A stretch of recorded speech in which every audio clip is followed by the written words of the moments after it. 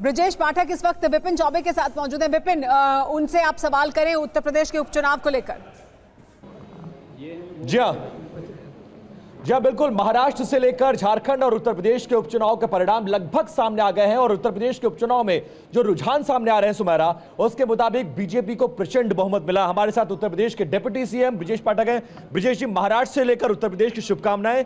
इन उपचुनाव में क्या चला ऐसा, क्या ऐसा कर दिया कि 2024 में इतनी बड़ी हार के बाद अब इतनी बड़ी जीत? भारतीय जनता पार्टी माननीय प्रधानमंत्री नरेंद्र मोदी जी की जो गरीब कल्याण योजना है उनको लेकर जन जन तक पहुंची और यूपी का जो लाइन ऑर्डर है लोगों ने उसकी सराहना किया। सबसे बड़ी बात थी, विपक्ष ने जो नेगेटिव नैरेटिव सेट करने का असफल प्रयास किया था लोकसभा के चुनाव के दौरान।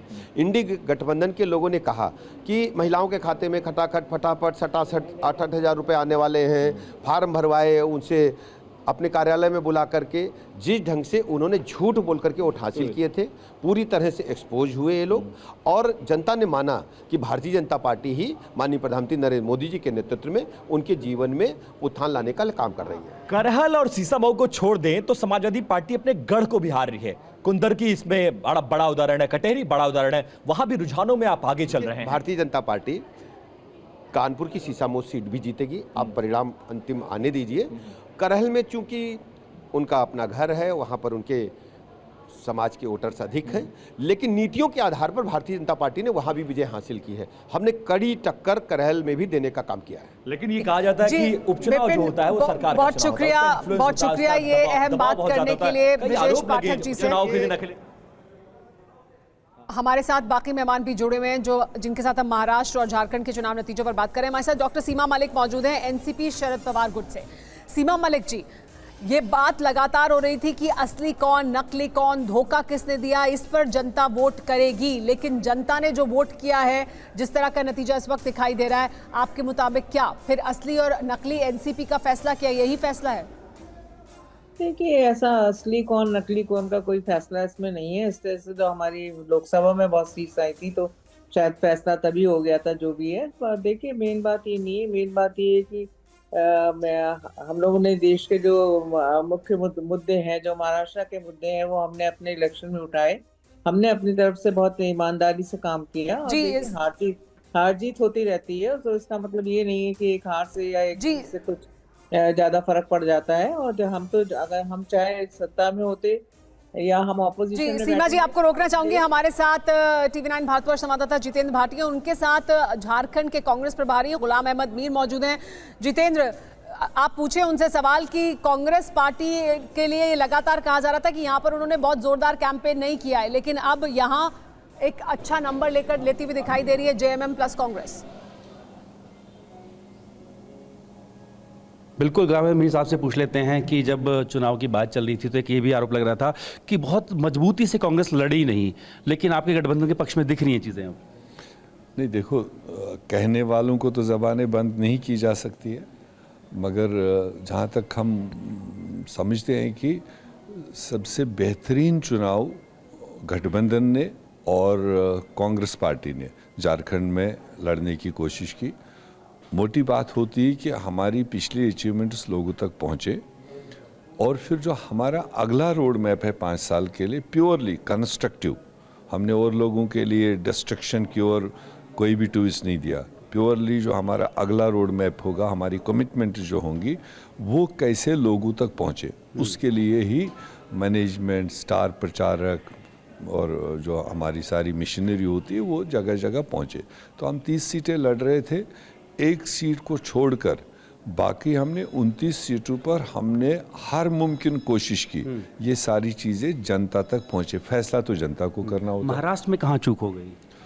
अब वो अभी रिजल्ट्स आ ही रहे हैं तो उसको अभी चूक मैं नहीं कह सकता हूँ, मगर जितना हम समझते थे, जिस तरह का वहाँ मतलब दंगल कहिए या पॉलिटिकल उथल पुथल कहिए, जिस तरह से अनडेमोक्रेटिक तरीके से वहाँ पर भी हुआ था, इलेक्टेड गवर्नमेंट को गिराना, इधर उधर जमा करना, ED CBI के दबाव में सारे पहलवानों को जमा करना। संजय राउत कह रहे हैं कि ये जनता का मत नहीं है, अब बैलेट से चुनाव। अब देख, सीधे हम चलेंगे। इस वक्त हमारे साथ हमारे खास मेहमान जुड़े हुए हैं। हमारे साथ आकाश जादव जी हैं कांग्रेस से। आकाश जी, पहले तो जो झारखंड में आपको जीत हुई है आपके अलायंस को, उसके लिए आपको बहुत बहुत बधाई। महाराष्ट्र, हाँ वाकई में नींद उड़ाने वाली हार है ये, और ये बहुत सोचने वाली हार है। लेकिन मैं आपसे एक चीज जानना चाहूंगा, अभी जो इनिशियल डेटा आ रहा है सर, क्योंकि अब ये इनिशियल तो मैं नहीं कहूंगा, क्योंकि अब लगभग तस्वीर महाराष्ट्र की क्लियर हो चुकी है। सर आप सोचिए जो मैं आपको बता रहा हूं। अब आकाश जी को जरा होप, अगर वो हमारे साथ है तो आप एक बार दिखा दीजिए। आकाश जी, जो अभी हमारे पास डेटा आ रहा है उसके मुताबिक जो कोंकण थाने की बेल्ट है उसको क्लीन स्वीप किया है शिवसेना शिंदे ने। कोंकण थाने की बेल्ट, मराठवाड़ा, वहां पर 34 सीटें, 47 में से 34 सीटों पर महायुति आगे। सर ये एक तरीके से, अंग्रेजी में एक वर्ड है उसको कहते हैं राउटेड, ये वो हुआ है। आपको क्या लग रहा है सर, ये मतलब ये आंधी क्यों चली, इसके पीछे की वजह क्या हो सकती है, सबसे डोमिनेटिंग फैक्टर क्या था? क्या इतनी बड़ी हार आप लोग कभी प्रीएम्प्ट नहीं कर पाए, समझ नहीं पाए, मतलब कंप्लीटली मिसरीड कैसे हो गया ये?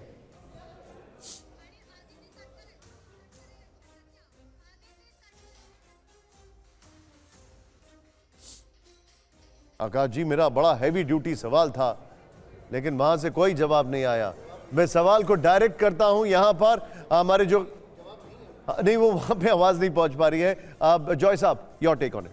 मतलब कांग्रेस सिर्फ कांग्रेस को ही क्यों, बीजेपी के अलावा जितनी पार्टीज हैं, चाहे वो शिवसेना हो, अलग तमाम गुट हो, एनसीपी हो, इन सब को चिंतन मनन करने की जरूरत है कि लेगेसी बेस्ड पॉलिटिक्स और कुछ हद तक इशू बेस्ड पॉलिटिक्स भी इररेलेवेंट दिख रही है अभी के जो रिजल्ट्स नजर आ रहे हैं। झारखंड में भी जो बेसिक मैनेजमेंट हुआ है शिबू सोरेन का, क्योंकि जेल से निकलने के बाद उसी दिन से उन्होंने शुरुआत कर दी थी पूरे कैंपेन की। हम लोग जो गए थे वहाँ पर झारखंड में, हमने ये देखा कि वहाँ पर बेसिक बीजेपी कहीं ना कहीं 19 ही थी पूरे शिबू सोरेन के पूरे मैकेनिज्म से। तो basic this is a election result of election management. अगर मैं गलत नहीं हूं तो आप मुझे एक बात बताइए, इन चुनावों में सबसे पहली लिस्ट शायद बीजेपी की आई थी महाराष्ट्र में, if I am not wrong. Yes, Maharashtra में आई थी। और उसके अलावा देखिए कांग्रेस का जो पूरा BJP has always been ahead in Maharashtra actually in terms of all kinds of management. और महाराष्ट्र में कांग्रेस ने एक तरफ से जो अलाइज हैं उनको बोला था कि अब आप लड़िए चुनाव, हम पीछे खड़े हुए हैं, क्योंकि हरियाणा में हमें बहुत बुरा धक्का लगा था। अब हम उस लायक ही नहीं है कि आपको कुछ डिक्टेट कर सके। तो बेसिकली कांग्रेस, सर ये देवेंद्र फडणवीस की पहली तस्वीर, फोन पर हैं, बधाइयां ले रहे हैं ऐसा लगता है। और इसके बगल में जरा वो भी दिखा दीजिए, शिंदे साहब के घर पे पटाखे फूट रहे हैं, वो भी दिखा दीजिए। वो ये तस्वीरें आपके सामने हैं, पटाखे वहां, और निश्चित तौर पर उनको फोन पर, ये देखिए ये दोनों कुर्सी पर ये बैठे हैं, और नहीं कुर्सी पर ये बैठे, वेल सेट सुमेरा।